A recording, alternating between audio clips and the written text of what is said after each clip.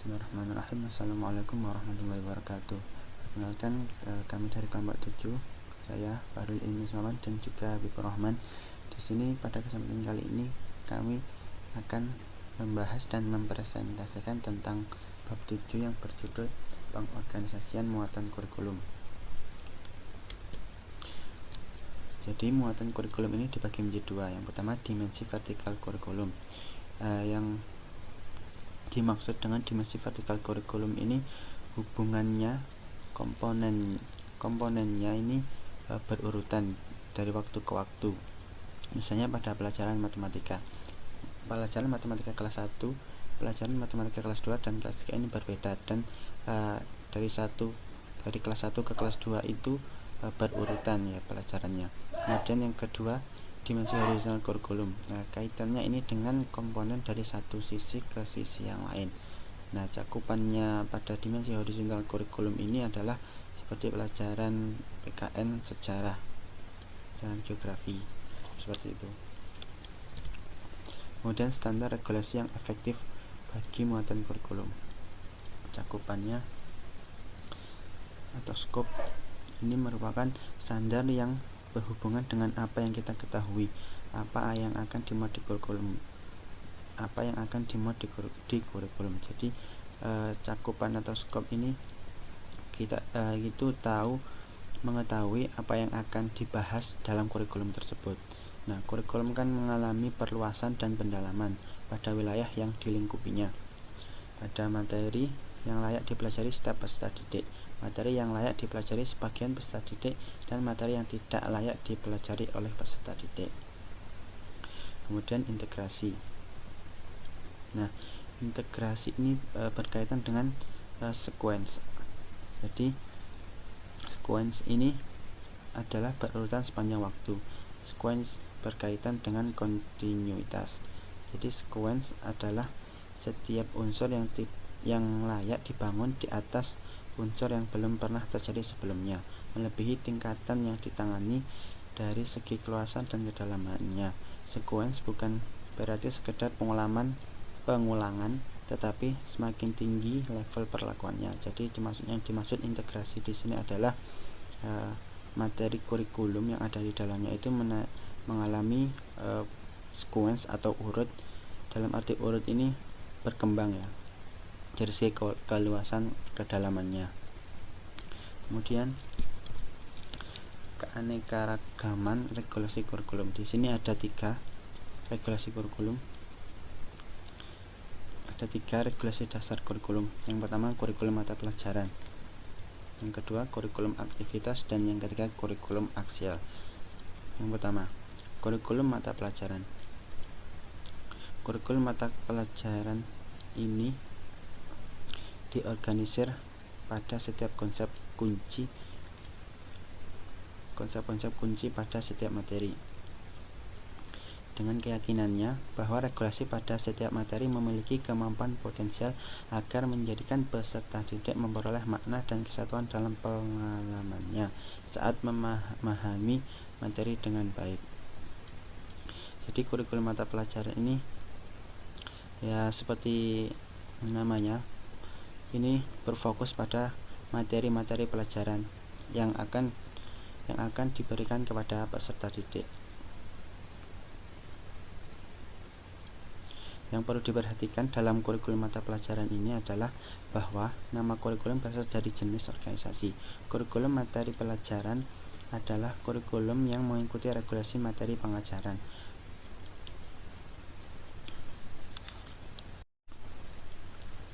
Berikutnya adalah logika di balik kurikulum. Setiap materi memiliki logika yang khas. Kajian fakta akan menyingkap logika tersebut sehingga dapat diterapkan dan mengakomodir kebutuhan peserta didik. Setiap materi memiliki kontribusi sendiri-sendiri dalam pembelajaran, tidak hanya khusus pada pengetahuan, tetapi juga dalam pola pikir yang mendasarinya dan logika khusus terhadapnya. Setiap materi memberikan sumbangan dalam membuka tutup salah satu sisi dunia tempat tinggal kita, menjelaskan pada sudut tertentu. Bila kurikulum sekolah mencangkup materi yang sesuai, akan membantu peserta didik untuk membentuk pandangan yang seimbang terhadap dunia. Kemudian karakteristik kurikulum. Di sini ada 8 karakteristik. Yang pertama, klasifikasi pengetahuan. Nah, kurikulum tersusun dari keputusan. Yang pertama, klasifikasi pengetahuan sesuai dengan tuntutan untuk penelitian ilmiah. Kurikulum tersusun dari keputusan yang berasal dari materi sekolah yang sesuai tahapan umur, dan keputusan tersebut dapat ditambah, dibuang sebagian dari kurikulum bila memang diperlukan, lalu dilakukan penataan ulang atau pembaharuan. Nah, karakteristik yang kedua adalah fokus pada cara penjelasan, yaitu menegaskan terhadap sarana dan cara penjelasan, menyajikan ide, melanjutkan analisa dan keterangannya.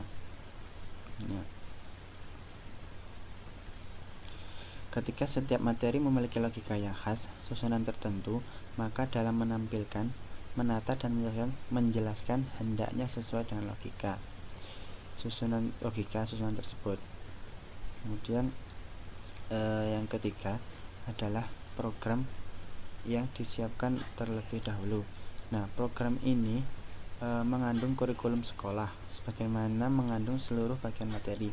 Perbedaan tim sekolah yang akan menetapkannya atau menjadi muatan kurikulumnya kemudian disusun menjadi buku sekolah, dalil-dalil guru. Sarana pengajaran dihitung berdasarkan ketetapan ini. Bahkan kualifikasi guru yang mengajar juga ditentukan dengannya. Kemudian karakteristik yang keempat, materi tidak sama pentingnya. Nah, sebagian materi memiliki tingkat penting lebih tinggi daripada yang lainnya. Biasanya disebut materi teori lebih penting daripada materi ilmiah dalam pembelajaran umum. Nah, materi aktivitas seperti pendidikan matematika dan musik atau dan kesenian kurang penting dibanding materi akademis. Hal ini tercermin pada apa yang diujikan pada para pelajar tentang materi yang akan diujikan. Kemudian yang kelima ada konstanta dan variabel, program wajib dan pilihan. Nah, nilai lain yang membedakan antara materi pengajaran bahwa setiap peserta didik tidak mempelajari mata pelajaran yang sama. Sebagian merupakan program wajib atau konstan, yaitu berupa unsur umum pendidikan atau dimensi penyusun pendidikan dalam kurikulum. Sedangkan yang lainnya adalah variabel. Pada peserta yaitu kumpulan unsur tertentu atau yang tertinggal untuk memilih peserta didik baik secara sosial maupun individual. Contohnya seperti pada tahap i'tadiyah, tahap kedua pendidikan dasar, materi pendidikannya agama, bahasa Arab, matematika, sejarah, dan geografi. Materi baku opsional bagi seluruh peserta didik, sementara yang lain memutuskan keharusan materi bahasa Inggris, sebagian lagi memutuskan keharusan bahasa Perancis, dan yang lain memberi kebebasan kepada peserta didik untuk memilih di antara beberapa materi ilmiah. Kemudian yang keenam ada ruang lingkup kurikulum, integrasi, kelanjutan dan urutannya. Nah, ruang lingkup kurikulum ditentukan oleh materi yang dianggap layak untuk dimasukkan dalam kurikulum sekolah, muatan yang mencangkup seluruh materi. Sedangkan integrasi diharapkan dari peserta didik untuk bertransisi menuju format atau hal lain yang diperlukan dari pelajaran. Guru tidak banyak beraktivitas dalam masalah fragmentasi. Adapun kelanjutan dan urutan kurikulum diperoleh melalui urutan logika pengetahuan dalam materi pelajaran. Kemudian yang ketujuh adalah memberi perhatian lebih pada perbedaan individual peserta didik. Nah, adapun untuk keputusan pengajarannya mungkin dibawa ke bantuan khusus kepada peserta didik yang memperkuat sisi lemah mereka. Peserta didik yang memperoleh bantuan pada sisi kekurangan fisik maupun mental mendapat sekolah khusus atau kelas tersendiri. Jadi terdapat perbedaan karakteristik atau yang di sini adalah peserta didik yang memiliki kekurangan fisik maupun mental. Maka pada karakteristik nomor 7 ini mereka akan diberikan perhatian yang lebih. Kemudian yang selanjutnya ada orientasi sosial. Kurikulum mata pelajaran mungkin menjadi arah sosial dan mungkin tidak bergantung pada tujuan kurikulum sekolah dan kurikulum pengajaran yang dicangkupnya.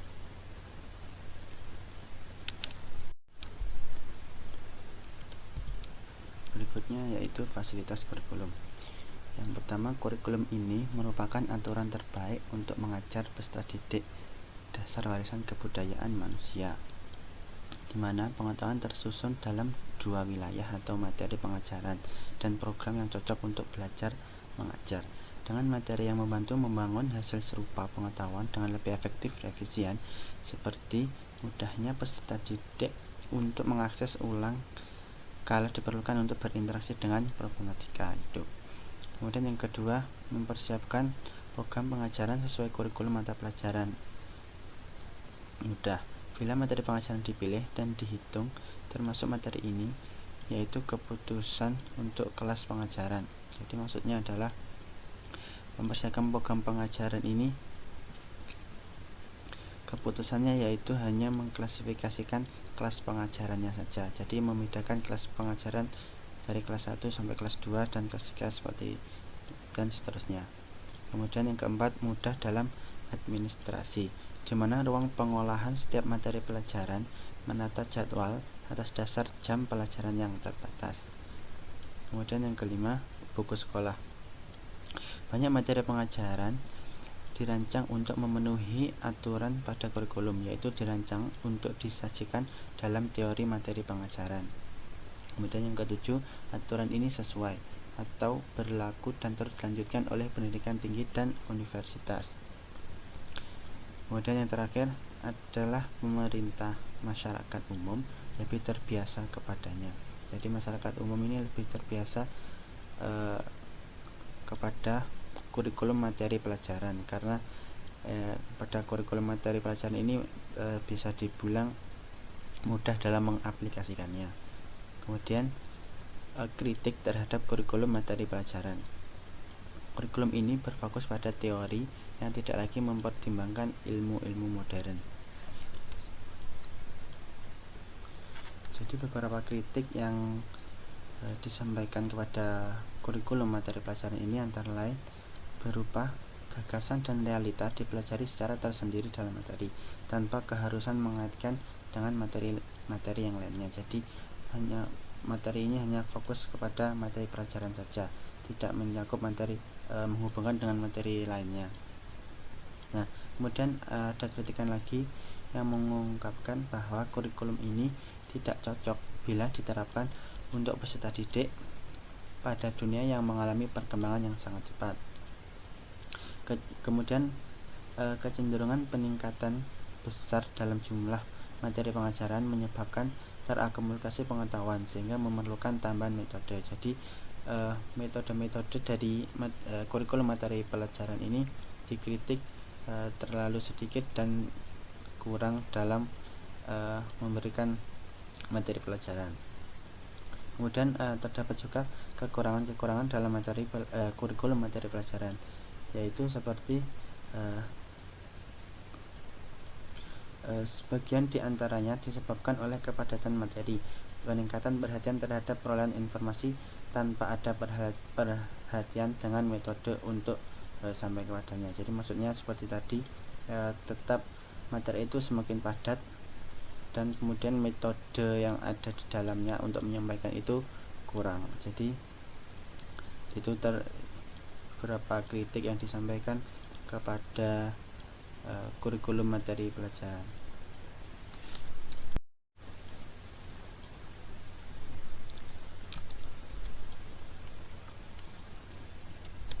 Kemudian berikutnya ada produk. Yang pertama kurikulum disiplin, kurikulum berkorelasi, kurikulum integrasi fusan, kurikulum bidang les. Jadi maksudnya di sini adalah keempat kurikulum ini sebenarnya memiliki persamaan dengan kurikulum mata pelajaran. Yang dapat disimpulkan dari keempat kurikulum ini sebenarnya adalah persamaan terhadap fokus kurikulumnya, yaitu terfokus kepada materi pelajarannya. Untuk Yang pertama, kurikulum disiplin yang memiliki persamaan dengan kurikulum mata pelajaran. Di antaranya adalah spesifikasi materi pengajaran tidak terbatas secara utuh. Yang kedua, berfokus pada memahami unsur dasar yang menjadi wilayah pengetahuan. Yang ketiga, berfokus pada wilayah disiplin kurikulum dengan metode penemuan. Kemudian yang keempat, peserta didik belajar secara intensif sesuai tingkat dirinya. Jadi peserta didik itu belajar dengan materi pelajaran yang sesuai dengan tingkat kemampuan dirinya. Kemudian berikutnya adalah kurikulum berkorelasi. Ya, menurut Smith, Stanley, dan Source ada 3 bentuk korelasi. Yang pertama, korelasi dengan pedoman fakta atau faktual. Fakta-fakta sejarah disajikan melalui penulisan karangan sehingga menambah kemungkinan menikmati bacaannya oleh siswa. Maksudnya adalah fakta-fakta sejarah itu ditulis sebagaimana peserta didik akan mampu memahaminya. Jadi materi pelajaran di sini dalam sejarah adalah peserta didik mampu memahami sejarah dengan cara fakta-fakta sejarah itu ditulis atau dikarang dengan bahasa yang mudah dipahami oleh siswa. Seperti itu. Kemudian yang kedua, korelasi deskriptif. Korelasi ini dapat dilihat pada penggunaan generalisasi yang berlaku untuk 2 atau lebih mata pelajaran. Jadi maksudnya adalah kurikulum ini mampu berkorelasi antara satu mata pelajaran dengan mata pelajaran yang lainnya. Kemudian yang ketiga, korelasi normatif. Hampir sama dengan korelasi deskriptif. Perbedaannya terletak pada prinsip yang bersifat moral sosial. Sejarah dan kesusastraan dapat dikorelasikan berdasarkan prinsip-prinsip moral sosial. Nah, kemudian yang ketiga adalah kurikulum integrasi fusion. Jadi kurikulum integrasi fusion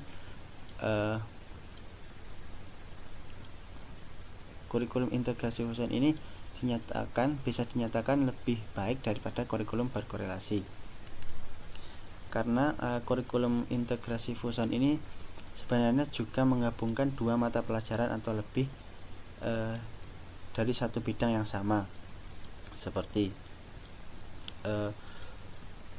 penggabungan seperti di tingkat universitas. Terjadi kombinasi fisika, biologi, dan biofisika, dan antara sosiologi dan biologi dalam biososiobiologi.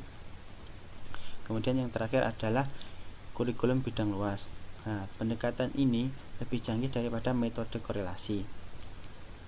Jadi kurikulum bidang luas ini juga menyatakan bahwa kurikulum ini lebih baik daripada kurikulum sebelumnya. Kemudian integrasi dalam upaya mengatasi fragmentasi pengetahuan dan untuk mencapai derajat kesatuan di seluruh cabang pengetahuan. Pada tahap dasar dan persiapan, bahasa Arab dapat dianggap sebagai bidang ekspresi dan tata bahasa saja, serta matematika termasuk membaca, menulis, berhitung. Kemudian bidang luas ini mencakup aritmatika, faktorisasi, aljabar, trigonometri. Ini dalam mata pelajaran matematika. Jadi itu beberapa kurikulum yang memiliki persamaan dengan kurikulum mata pelajaran, yaitu yang terfokus pada mata pelajaran.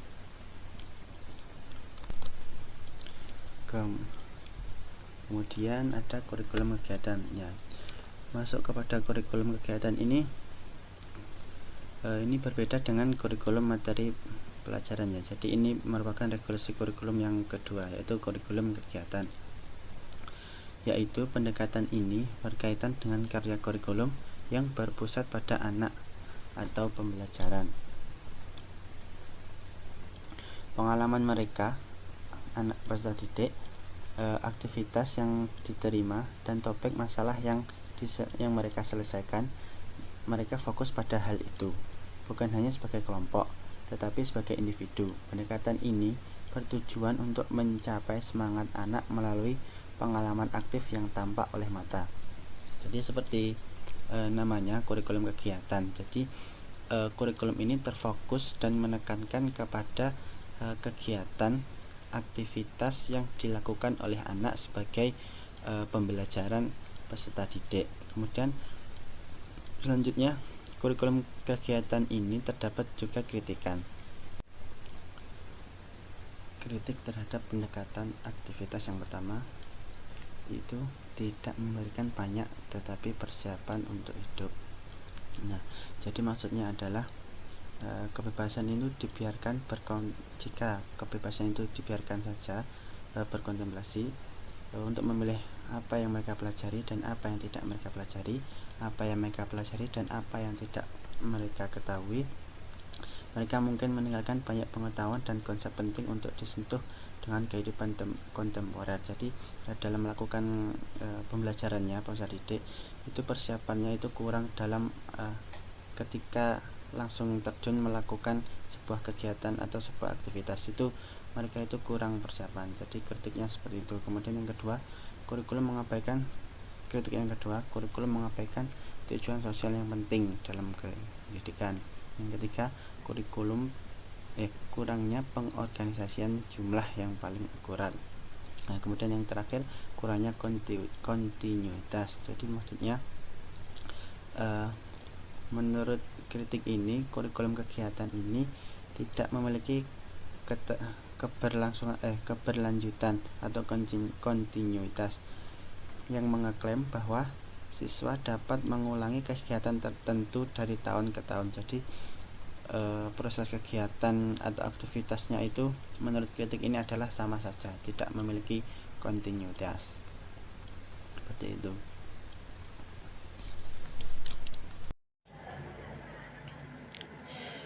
Ya, terima kasih Mas Bahrul atas penjelasannya. Di sini saya akan melanjutkan dari presentasi kelompok kami. Yes. Di sini selanjutnya yaitu kurikulum proyek. Nah,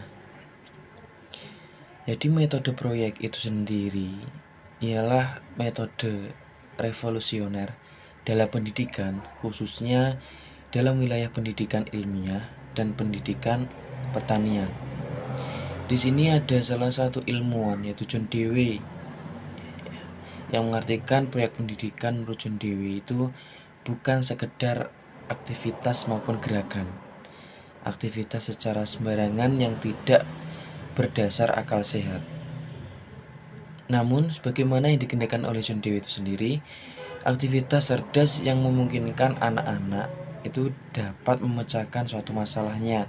Dengan kata lain, tidak sekedar aktivitas, namun harus disertai dengan adanya proses mengasah olah pikir dari anak tersebut.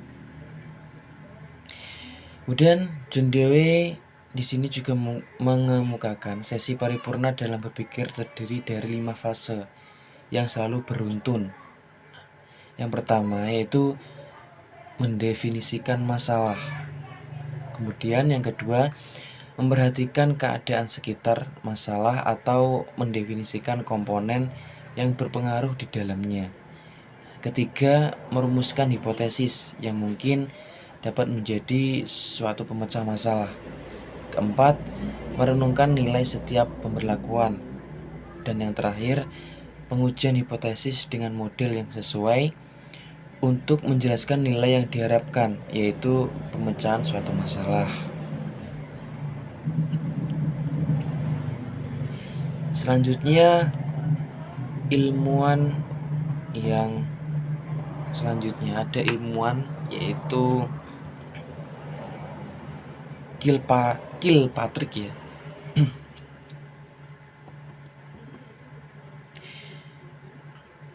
Di sini Kilpatrick atau purposeful act atau tindakan tujuan hendaknya menjadi asas dalam kurikulum. Kepentingan peserta didik seharusnya menjadi kunci belajarnya. Di sini Kilpatrick juga menyimpulkan bahwa proyek adalah kegiatan yang bertujuan untuk mensukseskan peserta didik dalam lingkungan sosialnya. Di sini ada 4 langkah dari Kilpatrick untuk menjalankan proyek tersebut. Yaitu yang pertama purposing atau pemaknaan, kemudian perencanaan, pelaksanaan, dan yang terakhir penilaian.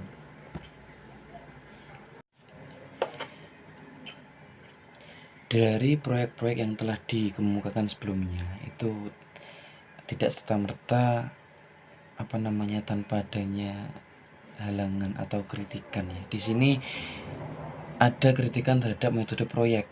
Ya, di sini banyak kritik ditujukan kepada kurikulum proyek, antara lain itu yang pertama, kurikulum proyek tidak berkaitan dengan pemecahan masalah sosial dalam hal kompetensi.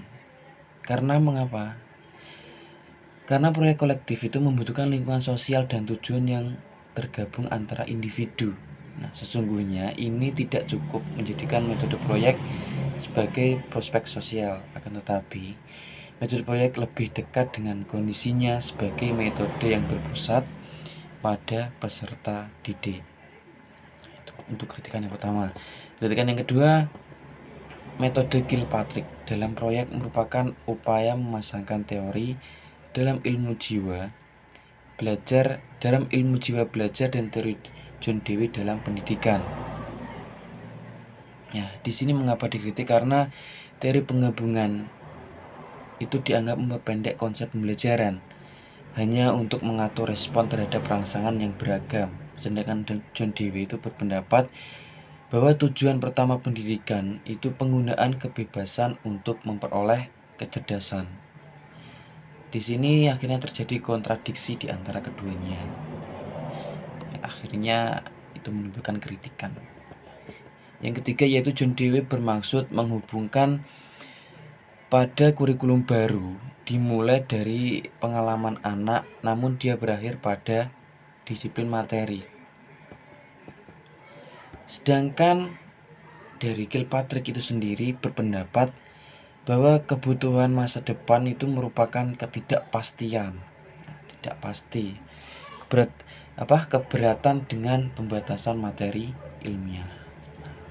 Untuk kritikan selanjutnya, kritikan yang keempat yaitu teori proyek seperti kurikulum aktivitas itu membuat kurikulum memiliki watak penuh jika secara spontan terdapat kuliah terhadap proyek, sebab memerlukan kontinuitas desain yang membuat sukar dalam evaluasi kurikulum. Yang kelima itu teori proyek, itu memperkokoh pengetahuan dan keahlian sebagai alat mendukung kepentingan langsung. Artinya di sini bahwa nilainya itu diukur dengan hal yang membantu peserta didik untuk memecahkan masalah. Akan tetapi ada bagian kecil dari pengalaman umat manusia itu yang mendukung dalam memecahkan masalah. Apakah sebagian besar pengetahuan dan kuliah kandungan dibatalkan dari kurikulum, padahal diperlukan keberlanjutan serta perbaikan secara rutin. Sesungguhnya dalam hal ini terdapat risiko tinggi yang mengandung pandangan sempit bagi pengetahuan. Keenam itu anak-anak kadang memilih aktivitas ilmiah yang berkaitan dengan pembangunan atau produksi sesuatu. Itu banyak yang berada pada tingkatan pengetahuan rendah dibandingkan dengan penelitian rasional. Kemudian yang selanjutnya, yang ketujuh, kadang mendorong ketika peserta didik itu melakukan proyek individu. Nah, di sini akibatnya itu menyebabkan proyek kolektif serta tujuan bersama menjadi sedikit. Padahal dua hal ini itu sangat berpengaruh terhadap proses normalisasi sosial. Yang kedelapan, sukar untuk sampai pada materi. Sedangkan sarana melakukan proyek tertentu sebagian besar materi sarana berhubungan dengan materi pengajaran. Yang kesembilan yaitu mengabaikan keberlanjutan gagasan umum dan pengalaman teoritis. Gagal dalam menumbuhkan kemampuan berpikir. Yang terakhir, keburukan besar dalam metode proyek menurut Kilpatrick itu fokusnya pada anak. Nah, itu Itu Kilpatrick itu bersikeras membuka kunci pada anak dalam membuat keputusan atau membatasi pengajarannya tanpa pengarahan yang sehat. Itu tadi kritik terhadap metode proyek ya. Kemudian kurikulum inti. Dalam kurikulum inti ini terdapat yang namanya program inti dan kurikulum inti itu sendiri. Yang dimaksud dengan program inti itu adalah bagian dari kurikulum yang ditunjukkan kepada tumbuhnya kompetensi yang diperlukan oleh para guru. Meskipun terdapat perbedaan di antara mereka. Misalnya ia sibuk di jam sekolah pada periode waktu yang lama, misal 2 jam pelajaran atau 3 jam berturut-turut. Dengan demikian, kadang disebut kelas block time atau studi terpadu, belajar umum, pendidikan umum atau belajar dasar. Sedangkan kurikulum inti itu mencakup kurikulum aksial sebagaimana tercakup bersamanya kajian khusus yang memberi perhatian terhadap pemenuhan kebutuhan khusus. Baik, yang selanjutnya yaitu ada pola poros. Nah, di sini terdapat beberapa pola poros. Yang pertama yaitu pola yang ada pada materi pengajaran yang terpisah atau berkaitan atau terpadu dalam wilayah yang luas. Kemudian yang kedua, pola yang ada pada aktivitas dan pengalaman. Yang ketiga, pola yang ada kebutuhan dan problematika remaja atau anak. Nah, yang keempat yaitu pola yang ada di sekitar wilayah kehidupan atau tugas sosial. Dan yang terakhir, pola yang berfokus di sekitar problematika sosial. Nah, setelah tadi ada pola poros, kemudian kita lanjutkan ke karakteristik kurikulum itu aksional ya, bukan aksial sebenarnya, itu aksional. Nah, jika kita membahas tentang kurikulum aksional itu dalam arti yang akurat, itu bisa jadi lebih benar jika melampaui 4 dari peraturan pertama dalam poros.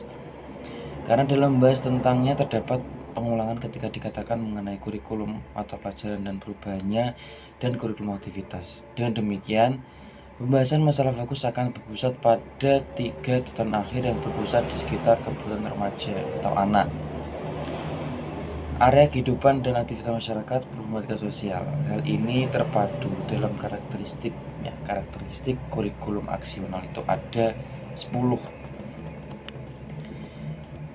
Yang pertama yaitu penekanan pada nilai-nilai sosial dan unsur penting yang diberikan kepada masyarakat.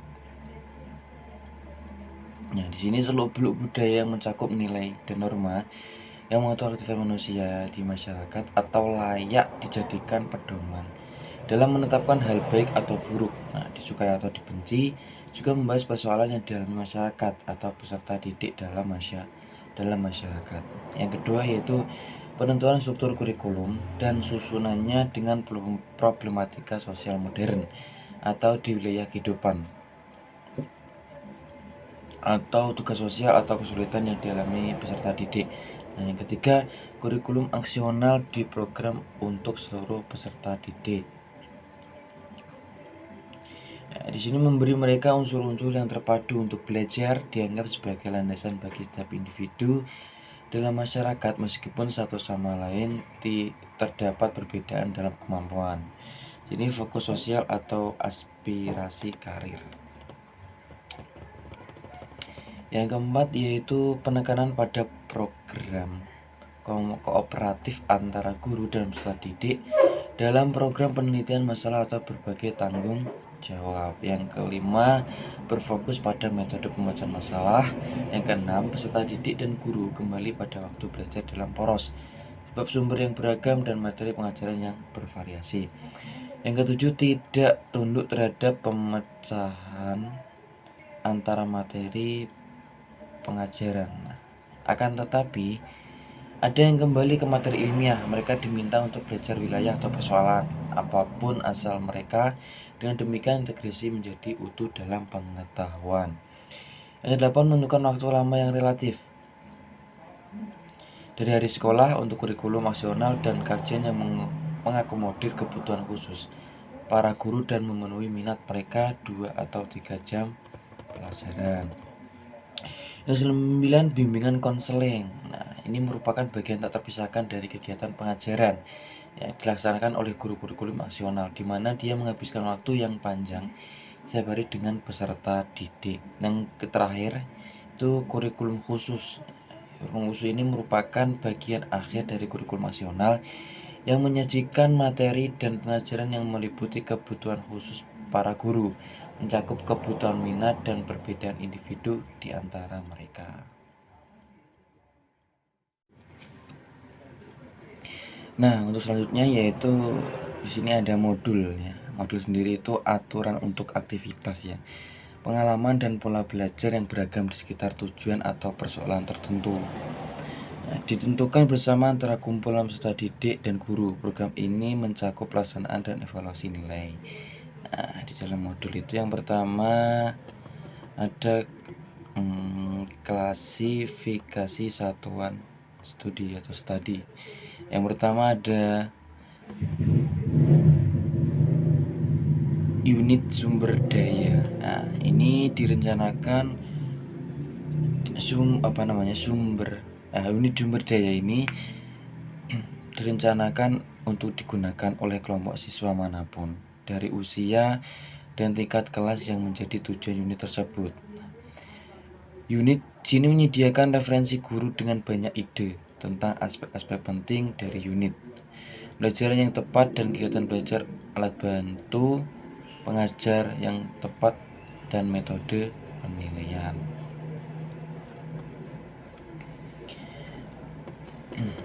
Untuk yang kedua, unit mengajar.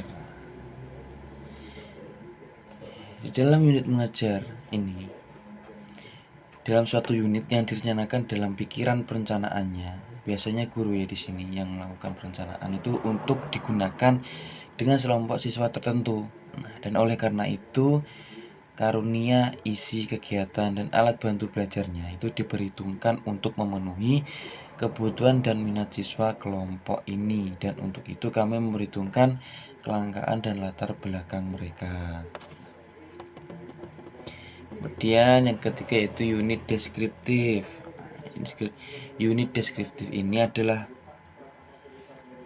satu-satunya ditulis guru untuk memberitahu kepada guru, mentor, dan siswa lain tentang apa yang kemudian digunakan dalam pekerjaan unit. Nah, dan untuk alasan inilah ditulis setelah pekerjaan unit selesai, dan itu adalah kontra untuk itu. Gambar, rekam video atau rekomen video dari berbagai tahapan pekerjaan di perjalanan. Kemudian yang selanjutnya ada klasifikasi berdasarkan konten unit. Nah, yang pertama ini ada unit terpadu. Nah, unit ini melampaui pemisah tradisional antara subjek vertikal dan melintasi bulu atau studi sosial, sains, kesehatan, bahasa, kasual, dan lainnya. Ini adalah fokus pada sebagian besar bekas luka. Nah, contoh ya, unit terpadu antara lain kehidupan desa atau kompleks lokal yang mungkin hilang oleh ilmu pengetahuan sosial, bahkan jika itu mencakup pengetahuan dan pengalaman dari lapangan. Kemudian yang kedua ada unit kegiatan.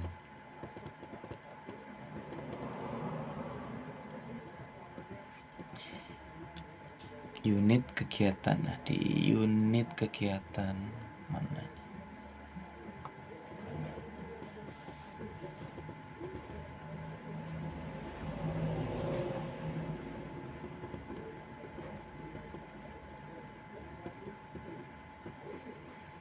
Ini ada unit kegiatan.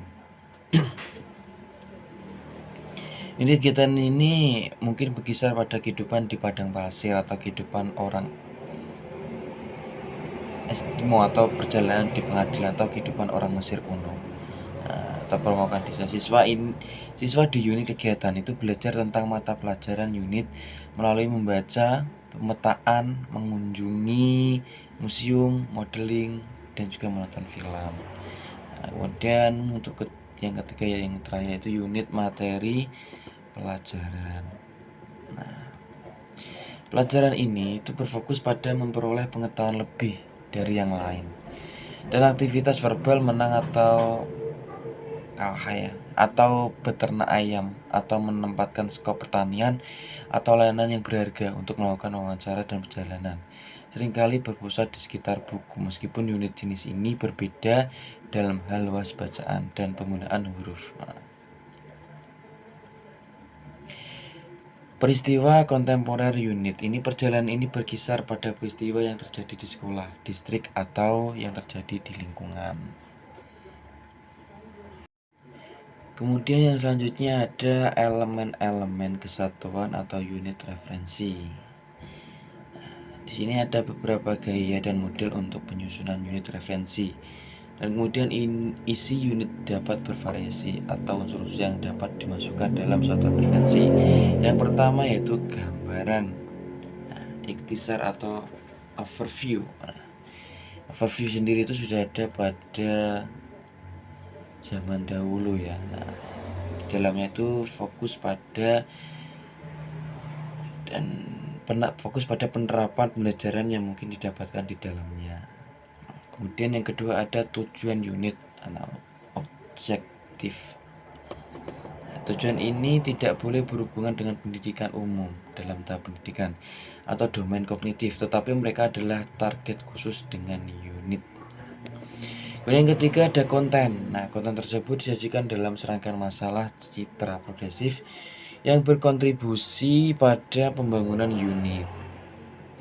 Kemudian yang keempat ada aktivitas pendidikan dan kegiatan belajar. Nah, aktivitas ini itu suatu kegiatan yang mendorong atas proses belajar mengajar, merupakan elemen penting dari elemen satuan referensi, harus banyak dan beragam, sehingga menjadi kegiatan yang dapat mengeksplorasi dan untuk informasi dan evaluasi ketika pengungkapan dan keempat grafis dan juga sebagainya ya. Kemudian yang kelima ada kegiatan penutup. Kegiatan penutup ini ya, untuk menyoroti apa yang telah dipelajari di unit dan membuang pemborosan, menarik perhatian dan meninjau apa yang telah dicapai. Kemudian diringkas untuk menutup unsur kesatuan dalam bab tersebut. Untuk yang keenam itu adanya evaluasi. Nah, ingat bahwasanya metode berfungsi untuk mengevaluasi hasil pekerjaan dan mempelajari hasil unit. Dan kegiatan ini dapat diselingi aktivitas belajar mengajar yang berada dalam unit khusus sebagai bagian dari masa depan. Dan yang ketujuh atau yang terakhir adalah materi pembelajaran. Nah, ya bisa diketahui elemen dari beberapa elemen unit referensi itu terkumpul pada daftar referensi, materi dan peralatan, perlengkapan buku-buku, artikel, buku-buku, dan publikasi untuk membantu statis dan animasi film, rekaman, dan tempat-tempat yang mungkin untuk dikunjungi dan orang-orang yang mungkin merujuk atau kembali kepadanya. Kemudian ada guru dan siswa itu merencanakan unit dan bekerja pada unit.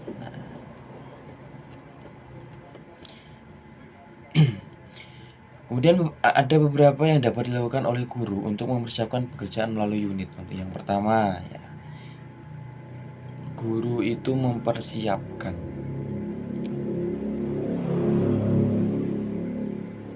Kemudian yang kedua itu menentukan langkah dalam pekerjaan unit. Untuk yang ketiga yaitu perencanaan pada unit. Yang keempat, pemicu aktivitas atau kegiatan pendahuluan. Yang kelima, pengembangan pembelajaran dan unit. 6, kegiatan akhir. Yang 7, aktivitas untuk terus belajar. Dan yang terakhir, evaluasi unit.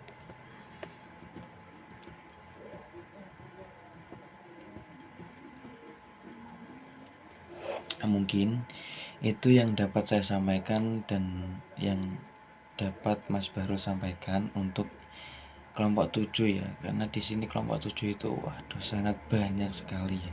Di sini terjemahannya itu sampai 53 halaman.